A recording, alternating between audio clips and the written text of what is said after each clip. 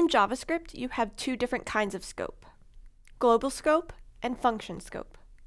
If you define an identifier outside of all of your functions, it is considered part of the global scope. That means the variable can be accessed everywhere within your program. It's available globally. All functions in your program can access variables defined in global scope. On the other hand, you also have function scope. If an identifier is defined inside of a function, it will be visible everywhere inside that function, even inside other functions inside that function. In this example here, the variable James is defined in global scope. The variable librarian has function scope, and it's accessible in both the library function and the classic literature function.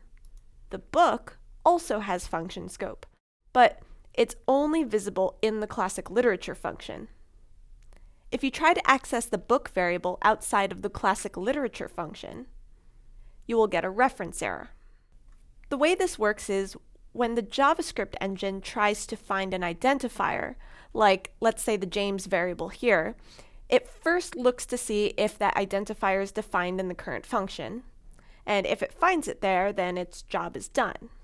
But if it can't find it in the current function, it then moves out one level, and then another level, and then another level, and it keeps moving to the outer functions until it's no longer in a function. That means it has reached global scope.